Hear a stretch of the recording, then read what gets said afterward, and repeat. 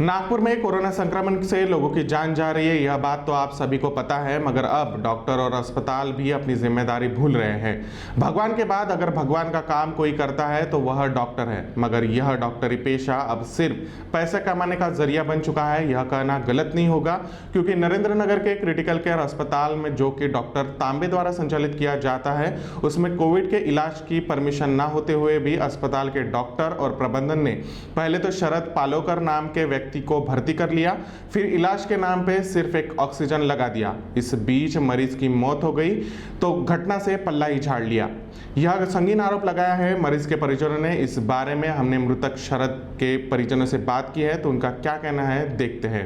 Corona को लेकर सरकार की गाइडलाइन होने के बाद भी नागपुर में कई ऐसा हॉस्पिटल है जो कोविड पेशेंट को भर्ती कर किसी भी तरह के ट्रीटमेंट ना देकर उनकी तरफ से पैसों की लूट कर रहे हैं। ऐसा एक मामला हमारे साथ सामने आया है, जिसमें पार्लोकर करके एक व्यक्ति थे जिनकी डेथ हो गई इसी के चलते। ये मामला क्या है, हम इनसे जानेंगे। उनके परिजन हमारे साथ है। मुझे बताइए कि क्या घटना हुई थी और कब पेशेंट को आपने भर्ती किया था? हमने 6 तारीख को एडमिट किया था और उनको कोविड डिटेक्ट हुआ था, पॉजिटिव आए थे, पर 2% था कोविड। और उसके बाद 4 दिन में उन्होंने डेथ डिक्लेयर कर दिया। जब आप पेशेंट को यहाँ से यानी घर से लेके गए थे वहाँ पे, तो पेशेंट की हालत कैसी थी? एकदम फिट थे वो, कुछ भी नहीं हुआ था, पर हम लोग ऑक्सीजन चेक करते रहते थे उनका, तो थोड़ा सा 90 आ रहा था, 90 91, इसलिए हम लोग हॉस्पिटल लेके गए।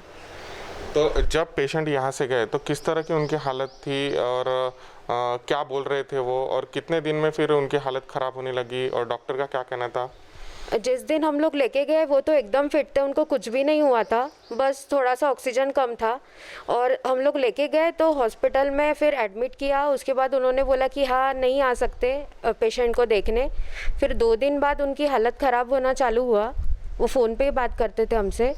और 3rd डे बहुत ज़्यादा ख़राब हुई और 4th डे उनको डेथ हो गई। आपने जो हॉस्पिटल में उनको एडमिट किए थे, वो हॉस्पिटल कोविड हॉस्पिटल है क्या? किस तरह का हॉस्पिटल है? वो नॉन कोविड हॉस्पिटल है, पर उन्होंने नहीं बताया और हमें भी पता नहीं था कि वो नॉन कोविड है, तो डॉक्टर ने भी बताया नहीं और एडमिशन ले लिया उनका। ट्रीटमेंट के नाम पे उन्होंने क्या ट्रीटमेंट की थी और आपके बिल में भी ज़्यादा बढ़ोतरी की है क्या? कितने पैसे चार्ज किए, क्या क्या? उन्होंने बेड चार्ज तो एक दिन का 15,000 लगाया है और बाकी के भी बहुत सारी चार्जेस लगाए हैं। अच्छा, और उन्होंने बाहर से ही भी आपको दवाई लाने के लिए बोला था? दवाई तो पूरा हमसे ही लिया उन्होंने, कुछ भी खुद का ट्रीटमेंट नहीं किया और कोविड का ट्रीटमेंट तो किया ही नहीं, बस ऑक्सीजन मास्क लगा दिया था, बाकी कुछ भी नहीं किया। बाकी सारी दवाइयाँ आप लेके जाती थी या हॉस्पिटल? नहीं, पूरी दवाई मैं ही लेके गई थी। अच्छा, तो अभी आपका क्या कहना है कि हॉस्पिटल पे क्या कार्रवाई होनी चाहिए? उनका लाइसेंस कैंसिल होना चाहिए। कोरोना को लेकर जो गाइडलाइन है उसका पालन नहीं कर रही है, जो बहुत से हॉस्पिटल ऐसे हैं जो पालन नहीं कर रही है, इनसे ऐसे हॉस्पिटल पे कार्रवाई होनी चाहिए, ऐसा इनका कहना है। हमारे साथ आम आदमी पार्टी के भी नेता है जो इन्हीं सब मामलों में पर ध्यान दे रहे हैं, उनका क्या कहना हम जानना चाहेंगे। मुझे बताइए कि शहर में इस तरह का जो माहौल है, बहुत से हॉस्पिटल परमिशन ना होते हुए भी कोविड पेशेंट को एडमिट कर रहे हैं, बाद में ट्रीटमेंट नहीं कर रहे ठीक से और ये पेशेंट मर रहे हैं, तो ऐसे में आपका क्या कहना है? प्रशासन की सीधी सीधी लापरवाही है। आपने गए साल भी हमने ये देखा कि नागपुर के अंदर में कोरोना था, ठीक है, महाराष्ट्र के अंदर में कोरोना गए साल भी ज़्यादा था, इस साल भी ज़्यादा है, पर मुंबई की तुलना के अंदर में नागपुर के अंदर में कोरोना गए साल कंट्रोल में अपन बोल सकते हैं, कंट्रोल में था, ठीक है। हमारे जो पिछले जो कमिश्नर थे मुंडे साहब, उन्होंने कोरोना की जो ये बीमारी थी उसको पकड़ के रखा था, उसको काबू में रखा था। अब समस्या ये है महाराष्ट्र के अंदर में, हम लोग देख रहे हैं नागपुर के अंदर में पालक मंत्री जो है नागपुर से, हमारे ऊर्जा मंत्री है महाराष्ट्र के, वो क्या कर रहे हैं कुछ पता नहीं। नागपुर के कमिश्नर क्या कर रहे हैं कुछ पता नहीं। नागपुर के जो मेयर, जिन्होंने गए कमिश्नर के ऊपर में जो भी आरोप लगे थे, प्रत्यारोप लगे थे, और फिर उसके बाद में हमारे जो कमिश्नर साहब थे उनका ट्रांसफ़र हुआ।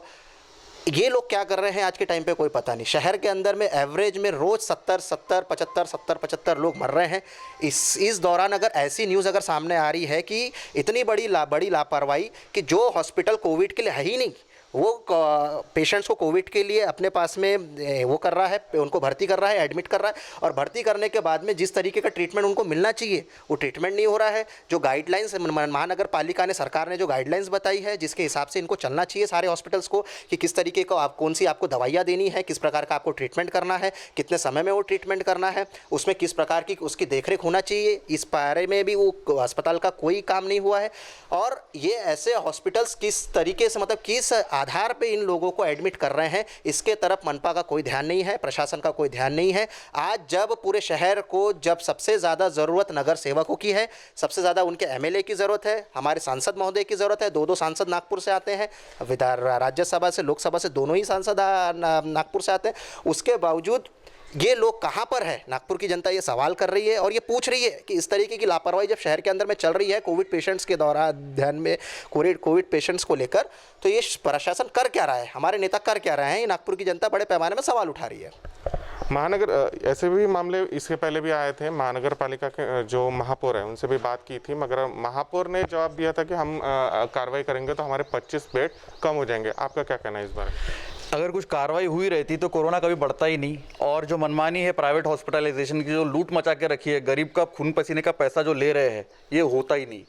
सबसे फेल जो बड़ी बात हुई है, इस पे सरकार फेल हो चुके हैं इसके लिए, और इस वजह से जो है मनमाना जो प्राइवेट हॉस्पिटल है, ये लोग लूट मचा रहे हैं।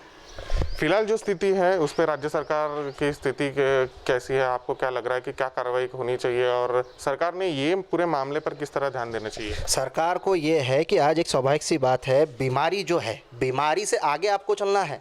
अगर दिल्ली में हमको, भैया दिल्ली में हमारी सरकार, लोग हमको टारगेट करते हैं कि भाई दिल्ली में किस तरीके से आप लोग कंट्रोल कर रहे हो। दिल्ली सरकार बीमारी से आगे चल रही है। अगर रोज़ वहाँ पे 3000-4000 पेशेंट्स निकल रहे हैं तो उनकी तुलना में उनके पास में ऑलरेडी ज़्यादा बेड खाली पड़े हैं। यहाँ पर आपके पास में बेड की तैयारी नहीं है। आपको ये पता था गए साल कोविड की बीमारी शहर के अंदर में फैली थी, वो बीमारी जब फैली तो उस हिसाब से हमारी बेड की व्यवस्था होनी चाहिए थी। होम आइसोलेशन का सबसे पहले फॉर्मूला अरविंद केजरीवाल ने बताया कि जो व्यक्ति अगर ज़्यादा बीमार नहीं है तो उस व्यक्ति को घर में आप ट्रीटमेंट दे सकते हो, घर में ट्रीटमेंट देकर भी उस व्यक्ति को ठीक कर सकते हो। हॉस्पिटल के अंदर में बेड ऑक्यूपाई आप मत करिए, उस व्यक्ति को वहाँ पर भी बचाया जा सकता है। ये चीज़ उन्होंने समझाया। आज शहर के अंदर में आपको बीमारी से आगे चलना है, उतनी व्यवस्था आपको आगे करनी है। आज शहर के अंदर में जितने भी हमारे हॉल्स है, प्ले हाउस है, उसके अलावा जितने भी बड़े बड़े हमारे क्या बोलते हैं कार्यालय है, मंगल कार्यालय है, जैसे अग्रवाल समाज का कार्यालय है, अग्रसेन भवन अपन है। अग्रसेन भवन, मैं खुद अग्रवाल समाज से हूँ, 2 अग्रसेन भवन हमारे अग्रवाल समाज के हैं, अग्रसेन रविनगर वाला और गांधी बाग वाला। इनको अगर कोविड के लिए अगर वो किया जाए तो 4-4, 5-5 हज़ार लोगों की वहाँ व्यवस्था हो सकती है दोनों को मिला के। तो कितना बड़ा हम लोग उस चीज़ को यूज़ कर सकते हैं, इनको बोल सकते हैं, समाज के लोगों को एकत्रित कर सकते हैं कि आप उन लोगों को वो सारी सुविधाएं दें, उनकी बेड की व्यवस्था कराएं। इतने बड़े बड़े दानदाता हमारे शहर के अंदर में हैं जो हॉस्पिटल, ऑक्सीजन सिलेंडर से लेकर हर एक चीज़ की, वेंटिलेटर से लेकर हर चीज़ का व्यवस्था कर सकते हैं। इसके साथ साथ जो नागपुर में, इसके अलावा जो बाकी जो अलग अलग दूसरे जो कार्यालय हैं वहाँ पर भी इन चीज़ों की व्यवस्था की जा सकती है, बशर्ते इनकी नीयत होनी चाहिए। जो अधिकारी है इन्होंने जाके इनको बोलना चाहिए या इनसे बात करनी चाहिए, सर ये चीज़ हमको दीजिए, हम चाहते हैं कि इस मुसीबत के दौर में हम लोग सब मिलकर इस चीज़ को इकट्ठा करके आगे इस कंधे से कंधा मिला के काम करने की ज़रूरत है। जब तक ये चीज़ नहीं होंगी, आप ये चीज़ मान के चलिए, अभी तो इसका एक प्रकार से बोल सकते हैं शुरुआती दौर है।